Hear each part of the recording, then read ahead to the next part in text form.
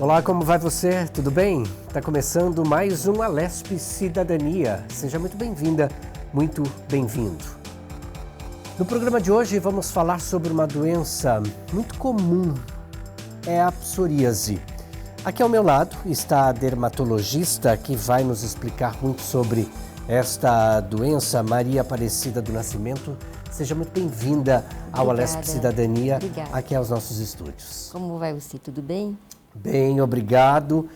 Olha, a gente ouviu falar muito sobre a psoríase, né? E aí eu tenho uma pergunta aqui a fazer, que a gente possa entender melhor, né? Costumam dizer que a psoríase é o exterior refletindo o interior. Seria mais ou menos isso?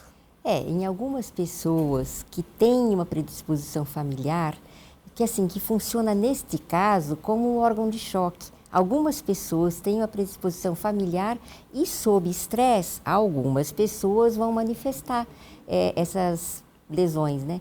Também pode estar associado com alguns quadros metabólicos, como o aumento de lipídios, diabetes, obesidade, também pode estar ligado, mas não é mandatário, né? Então, a gente sempre pergunta se o paciente passou por algum estresse e normalmente a gente acha alguma coisa, tá? Então, naqueles pacientes que têm a predisposição familiar e que têm, vamos dizer, esse órgão de choque, essa predisposição realmente, né, o que você falou, né? Ele vai exteriorizar uma coisa interna, né?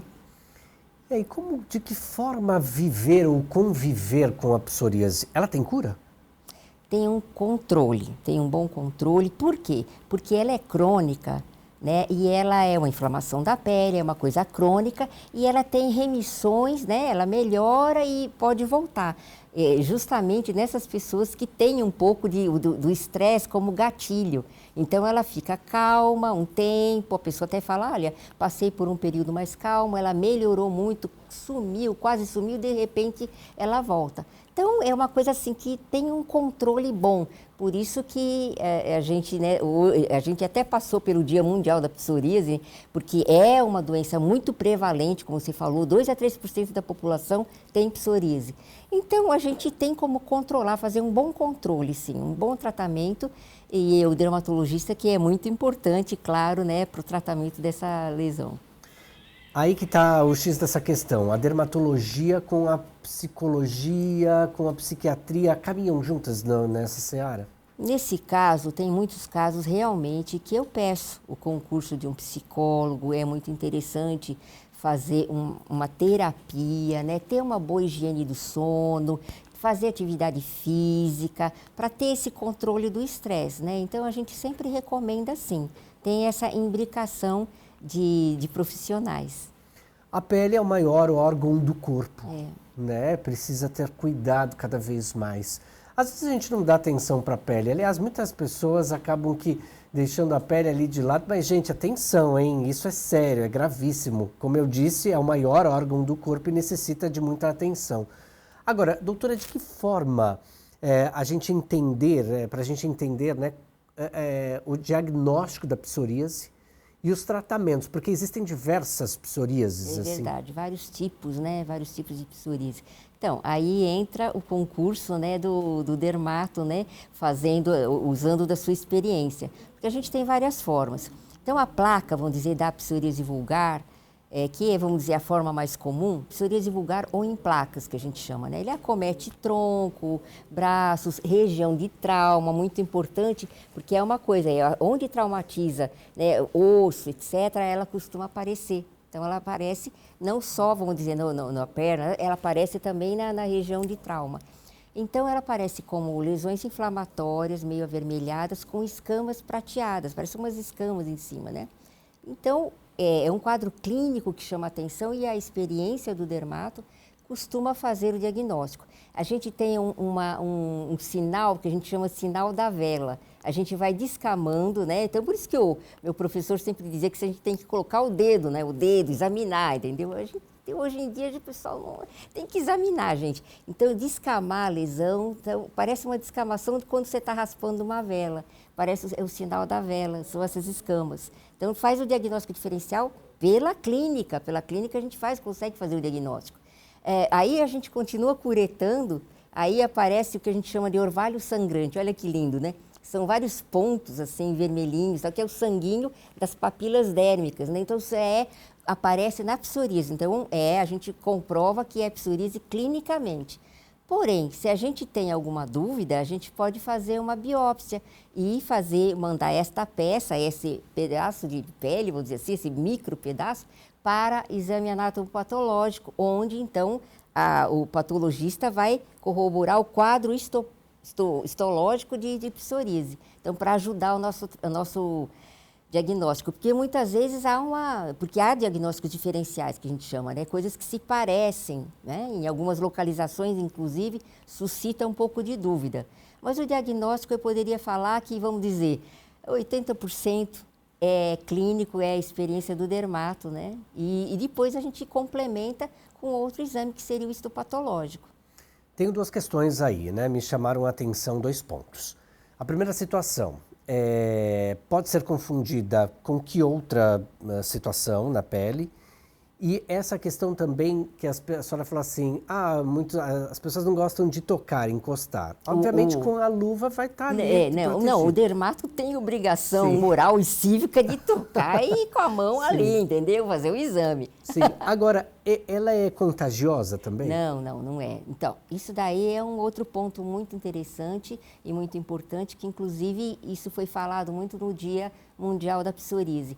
As outras pessoas que não têm muito conhecimento, elas veem aquelas placas escamativas, tudo, elas ficam meio assim, né? Será que isso pega? Sei lá. Então, é uma doença que é muito chata, impacta na qualidade de vida, porque ela é estigmatizante. Então, mas ela não é contagiosa, ela é uma autoinflamação da pele, que aparece por inflamação, são as citocinas, que são, vamos dizer, induzidas pelo linfócito T, que é a citocina, que são inflamações, são substâncias inflamatórias, tem as interleucinas, enfim, essas substâncias que vão produzir todo esse quadro de inflamação que a gente está vendo. Mas não é contagiosa, é crônica, é difícil realmente em alguns casos de controlar, outros mais fáceis, né? Mas ela não é contagiosa. E ela pode ser confundida com que outra doença da pele? Isso, por exemplo, em placas ou vulgar, ela é um pouco mais, vamos dizer, a gente bate o olho e a gente já desconfia, né, seriamente. E depois, examinando, a gente corrobora o diagnóstico. Porém, na ungueal, existe a forma ungueal, existe a forma de couro cabeludo, existe a forma invertida, a forma gutata, essa daí é um pouco mais difícil, a psoríase pustulosa, palmoplantar, a artropática, a eritrodérmica, que generaliza, então são vários tipos, né? Agora, por exemplo, uma coisa que confunde muito, a ungueal. A ungueal, a unha está distrófica, grossa, descamada, às vezes até descola, tudo, confunde-se muito com micose. Então, aí também vai a experiência do dermato. Existem algumas coisinhas que diferenciam clinicamente a onicomicose, a micose, da psoríase ungueal, que são os pitinzinhos, parecem uns furinhos. Então, aí vai a experiência, o olho do dermato olhando aquela unha, então a gente faz o diagnóstico clínico. Lógico que pode fazer o micológico, que tem que ser bem feito para fazer o diagnóstico diferencial. O micológico tem que ser bem colhido, porque micológico de unha é super difícil dar positivo. Então, tem que ser eu mando, quando tenho dúvida, para um micologista. O micologista, ele vai colher de dentro da unha, vai tirar aquela queratose, vai fazer uma boa coleta para que na cultura apareça o fungo, ou não, né? Então, existe tudo isso daí. Agora, pode ser feito biópsia de unha? Pode, é super chato, dolorido, mas pode ser feito. Agora, é o que eu falei, existem lesões na unha que a gente faz o diagnóstico clinicamente, que são esses furinhos que eu falei, que são os pites ungueais. Isso é um quadro que mimetiza, né, que faz confusão, diagnóstico diferencial. Outra coisa seria a psoríase invertida. Aí é mais difícil, né? Porque ela não é, geralmente, a psoríase é em área de extensão. E esse daí é invertida. Ela dá nas axilas, em região de virilha, pode dar embaixo das mamas. Então, aí também, de novo, né? Experiência do dermato. Por exemplo, aqui faz confusão com o intertrigo, entendeu? Com o fungo também, na região de virilha, na região de axila também. Intertrigo também pode ser, que a gente chama de intertrigo, é aquela, vamos dizer, descamação, aquela vermelhidão que aparece em áreas úmidas. E justamente a invertida é a área úmida, né? Então também o diagnóstico do clínico do dermato vai ser mandatário. No couro cabeludo, tem a psoríase de couro cabeludo, confunde com caspa. Mas aí a gente vai ver que são placas mais inflamadas, com aquelas escamas mais importantes, graxentas, sabe? Então, é um quadro mais inflamatório do que a dermatite seborreica, que é a caspa, que são aquelas escamações secas e tal. Então, tem o diagnóstico clínico praticamente, né? Então, são essas questões que fazem diagnóstico diferencial, ou seja, que confundem. A senhora citou duas situações, né? No couro cabeludo, muitas vezes vem acompanhando aqui também o cabelo, o caminho aqui do cabelo, muitas vezes acontece isso. Aqui atrás também no pescoço, né? Acontece muito. Agora, tem essa questão da unha. Na unha, geralmente acontece numa única unha, nos outros dedos, para a gente diferenciar também, não se sabe assim? Eu olhei e falei, opa. Acontece em várias unhas, e justamente o que mais, até colegas mesmo, né? Será que é micose, será que não é? Porque é um quadro que tem espessamento, a unha fica toda distrófica, toda esquisita, tem espessamento, tem, sabe, tem aquela, toda, vamos dizer, a característica, né? Só que aí a gente tem que perguntar, por onde começa? Tem que fazer o histórico, né? Muito importante hoje, a gente não vamos fazer adivinhação, a gente vai fazer a história do paciente. O fungo, geralmente ele começa da ponta, ele vem de cá. E a psoríase não, ela é um problema de dentro, ela vai começar de dentro. Outra coisa seria aquela característica que eu falei dos pites unguiais. Então, né, é uma característica bem diferente. A micose de unha, ela tem geralmente o que a gente chama de uma queratose subunguial, ela fica com espessamento embaixo da unha. Então, é lógico que é um diagnóstico dermatológico, né? Tem a forma artropática, lembrando de outros profissionais que nos ajudam, que aí a gente trata junto com o reumatologista. É uma forma muito importante, porque é uma forma que dá dores articulares, às vezes até deformidades. Então, a gente faz o tratamento também junto com o reumatologista. E é interessante também que de 20% a 40% dos quadros de psoríase, hoje a gente sabe que existe como ela é uma doença inflamatória, existe inflamação dos dedos, das mãos, dos pés, fora da forma artropática, não é a forma artropática. Então dá aquela edema que é o dedo em salsicha.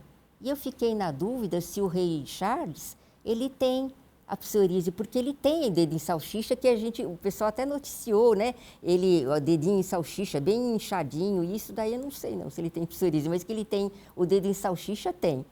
E também tem as entecites, ou seja, os tendões inflamados. Então, é uma coisa, a psoríase dá muito essas coisas, sabe, esquisitas, que é dor em tendão, de patela, de joelho, do calcâneo, tá? E esses dedinhos em salsicha. Então, isso daí fora da forma artropática. É comum a gente ver de 20% a 40% dos casos. Nossa, é um número alto, bastante, inclusive, não, doutora? É impressionante. Bastante. Agora, existe uma idade específica para que as pessoas apresentem a psoríase? Não existe, porque assim, você vê que tem tanto em pessoas mais idosas como em criança. Tem a forma gutata, que é uma forma mais relacionada com infecção, que é outra coisa que a gente tem que ficar de olho, infecção desencadeando um quadro de psoríase. Neste caso, está bem relacionado com infecções de garganta, que aparecem em crianças e adultos jovens, até 30 anos. Então, esta forma é uma forma mais de pessoa jovem. E tem a forma do mais idoso, tal. Mas então não tem uma idade certa. A gente tanto pode pegar no mais idoso como na criança. Dói, arde, coça? Ele coça, incomoda, né? Geralmente coça. Os pacientes queixam de uma coceira, tá? Importante. E às vezes um certo ardor, depende muito da pessoa. Mas uma coceira aparece sempre.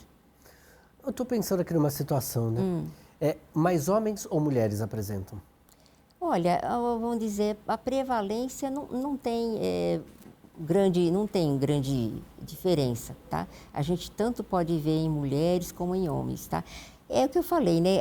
Em alguns pacientes, a pele nas pessoas com predisposição familiar, então tem que ver, tem alguém na sua família? Geralmente essa pessoa vai ser uma candidata maior, se ela tem um quadro, vamos dizer, descamativo, tudo, a gente tem que pensar na psoríase. Ela tem pessoa na família que tem psoríase. Então, não tem uma prevalência. Aquela pessoa que tem um órgão de choque, né, para a pele, né, um estresse, como eu falei, uma alteração metabólica, uma diabetes, um aumento de colesterol e tal, tendo vamos dizer, as lesões na pele como resposta, vamos dizer assim, né?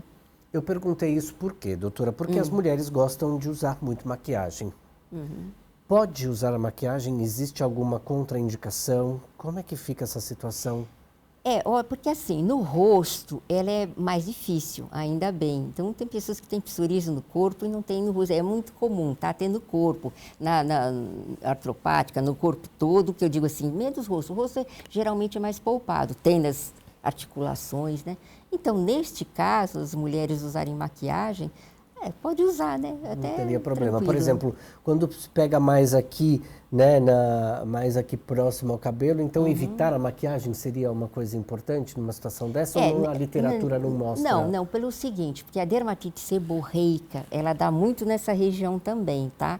Então tem que fazer a diferenciação, tá? Dermatite seborreica. Mas em todos os quadros, uma coisa importante que você falou, a dermatite seborreica, ela pode aparecer em face, sim. Aí a gente tem que tratar, não que a pessoa não vá usar maquiagem, mas a gente tem que tratar, porque ela aparece sim, não é comum na psoríase. Ela aparece nesta região, a dermatite seborreica, que seria a caspa, vamos dizer assim, né? Ela aparece nesta região, então ela aparece em rosto sim. Às vezes a pessoa, né, fica até incomodada porque tem aquela descamação, aquela vermelhidão. Elas são mais ou menos parentes que eu quero dizer para você ver, você vendo, né, como eu falei, confunde. Tem até gente que fala em seborreise, que é uma imbricação de dermatite seborreica com psoríase, tá? Mas em dermatite seborreica é comum aparecer em rosto, psoríase não, tá? Vamos falar um pouquinho sobre tratamento, doutora, por favor? Como é que tem sido, então, o trato da psoríase? Aquilo que eu falei também é importante. Não chega a ser uma prevenção, né? Mas a pessoa fazer uma dieta, atividade física, isso entra um pouco mais na prevenção, digamos, né? Prevenção de pessoas que têm familiares com psoríase. Agora, o tratamento, lesões leves, a gente consegue controlar com pomadas com corticoide, com uma hidratação boa e tomar sol. Tomar sol melhora aquela descamação, né? Ela melhora o tal de turnover celular, que é justamente a saída das células da camada basal e a chegada aqui em cima, onde ele forma aquelas crostas. Então, o sol melhora isso daí. Então, os casos leves, ok, a gente pode tratar, às vezes só com isso a gente consegue. Os casos moderados, só com isso não está dando conta, a gente usa o PUVA, que é o psoralênico, mais ultravioleta A. É um tratamento antigo, mas que dá muito resultado e eu gosto. O psoralênico é uma substância que a gente dá para o paciente e fala, olha, daqui a 2 horas você vai fazer o ultravioleta A. Às vezes, quando a pessoa não tem, eu mando tomar sol. E oriento como que tem que tomar. Mas o ultravioleta A em cabine é também controlado por médico. Lá o pessoal controla, olha, tantos minutos, tudo, né, que você vai se turrar lá na cabine. Não, você tem que fazer uma coisa controlada. Aliás, é uma coisa que eu tenho que chamar a atenção. Se fizer uma exposição solar muito forte, você vai ter um dano à pele e você até pode piorar. Então, a gente tem que ir com calma, melhorando, fazendo uma exposição gradativa. Então, o psoralênico, esse psoralênico é uma substância que ela vai fazer com que a pele reaja mais ao sol. A gente chama de fotossensibilizante. Então, esse é um tratamento bacana, que deve ser orientado, obviamente, por nós, né, por médicos. E tem o ultravioleta B, que é mais recente, é o narrowband, é o ultravioleta B, que a gente faz só com ultravioleta B sem o psoralênico. É bem bacana. Os casos que são mais graves, que é aquela eritrodérmica, a eritrodérmica que dissemina, por algum motivo, há uma disseminação, a psoríase pustulosa, palmo plantar e a artropática, essas são mais difíceis, são os 3 vamos dizer, formas mais difíceis. Aí a gente lança a mão de, lógico, se tem infecção, vamos tratar a infecção, se tem dor, a gente tem que dar remédio para dor, na artropática uma gabapentina, mas tem aí já os imunobiológicos. Então, os imunobiológicos são tratamentos um pouco mais recentes, são injetáveis, aplicados 1 a 2 vezes por mês, conforme a droga, né? E que a gente consegue controlar esses casos mais difíceis. O etanercept, o adalimumab, então todos esses aí são imunobiológicos que são prescritos, são realmente mais caros, mas o SUS consegue fornecer para esses casos mais graves, né? O médico habilitado pode fazer uma prescrição e ele vai, com essa prescrição, tem todo um protocolo e consegue a medicação, que são medicações caras, que o paciente vai tomar e fica bem sob controle, controla muito bem. 1, 2 vezes por mês ele vai receber essa injeção. Nos últimos anos a gente tem observado mais, né, esse assunto na televisão, nas rodas de amigos, amigas, enfim, a psoríase tem sido mais comentada. E isso significa muito para a dermatologia? Como é que a senhora observa? Mais estudos, as questões de pesquisas, como é que tem sido feito? De repente, aquilo que é feito fora do Brasil tem sido diagnosticado aqui? Como tem sido trabalhado essa realidade também? Vamos dizer, os experimentos, tudo muitos são no Brasil, né? Mas assim, e muitos são fora, né? E a gente recebe, tem um intercâmbio muito grande. E a gente consegue, sim, estar tratando com medicações de ponta, tá? A gente não fica nada a dever, tá? Medicações de ponta que tanto lá fora como aqui a gente consegue desempenhar bem. E, lógico, as pesquisas vão caminhando em em todas as áreas da medicina e fora da medicina também, né? Tudo que era, vamos dizer, novo há 2 anos atrás, agora já não é mais e vem uma coisa nova. E os imunobiológicos são esses que cada vez estão sendo mais pesquisados para serem aplicados. São aplicados hoje nas formas mais graves, mais recalcitrantes, né? Mas isso não quer dizer que elas não possam chegar a uma forma, vamos dizer, aquelas mais simples, que são as em placa, que eu falei, né? Ou vulgar, que a gente chama em placa, ou vulgar, que é aquela mais tranquila, vamos dizer assim. Só que é mais tranquila até a página 2, que tem paciente que chega com várias placas. Ela é classificada como vulgar ou em placas, mas esse paciente fica incomodado, aquilo que a gente falou, impacta na qualidade de vida, né? Então, cada caso é um caso. Acho que depende muito. Por exemplo, esse da eritrodérmica, a gente vai ter que lançar a mão, porque dá febre, pode ser, o paciente é internado, porque acomete, como eu falei, eritrodérmica, acomete quase que a pele toda. Isso daí é eritrodermia, né?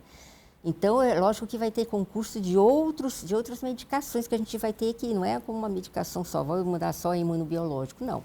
É só que o imunobiológico vai ser muito bom para o controle dessa eritrodermia, que é muito importante.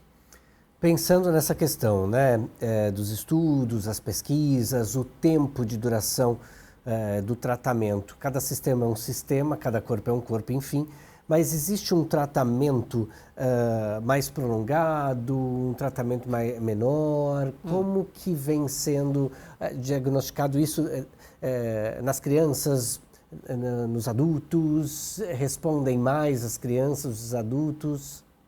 Geralmente as respostas... E outra coisa, tudo que é diagnosticado e tratado mais cedo, responde mais cedo, responde mais. Então, às vezes fica... postergando ou não faz o diagnóstico de certo, tal, então a coisa vai se arrastando e fica mais difícil de tratar. Tudo que a gente consegue diagnosticar antes é melhor, claro, para qualquer coisa, né? Mas as crianças respondem bem, tá, ao tratamento, vamos dizer, não precisa ser com imunobiológico, né? Os imunobiológicos, há pacientes que eles ficam um tratamento, vamos dizer, meio que crônico. Porque ele tem muita recidiva. Por exemplo, se parar, vamos dizer, sabe, a recidiva é muito, vamos dizer, frequente. Então, a gente não tem uma estimativa de, vamos dizer, 1, 2 meses e tal. Tem pessoas que, uma média de tratamento de 1 a 2 anos, né? Com um intervalo para a gente observar, né? Nessas formas mais graves, né?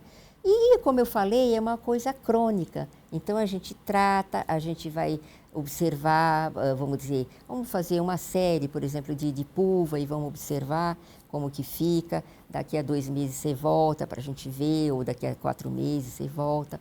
Então, é uma coisa muito individualizada, muito de paciente para paciente. E como ele responde, como a sua pele é um órgão de choque, né? Então, a pessoa que tem psoríase, como a gente falou, é crônico, então qualquer estresse naquela pessoa que tem a predisposição familiar, ela vai apresentar lesões novas. Tentando aqui imaginar, né, de que forma a medicina, a ciência tem trabalhado muito para trazer um conforto a essas pessoas.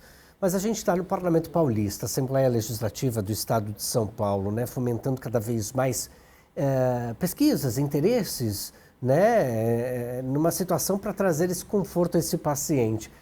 É possível pensar políticas públicas para que amenize, então, essa dor, esse sofrimento, doutora? Como eu falei, aqueles imunobiológicos que são realmente, cada vez estão sendo mais pesquisados, cada vez chegando mais novos, tudo, eles são realmente disponibilizados pelo Sistema Único. A gente consegue, né, tem a prescrição e o paciente consegue. Como eu falei, também tem, o médico tem que fazer o diagnóstico precoce, o mais cedo que for possível, para que esse paciente não agrave, né? Não chegue a ficar num quadro mais grave, né? Seria interessante, sim, ter uma coisa mais ampla, né? Mas já está se pensando nisso, tanto é que tem o Dia Mundial da Psoríase, né?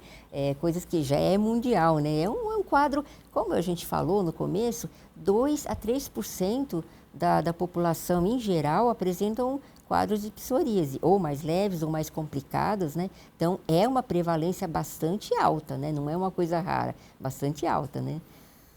Para a gente encerrar, só uma questão que acho que como o poder público tem investido, cada vez mais pensado, para a pessoa que já tem um tratamento, né? Ela está sendo acompanhada, enfim, mais algum recado, de repente, para manter a tranquilidade, uma questão diária?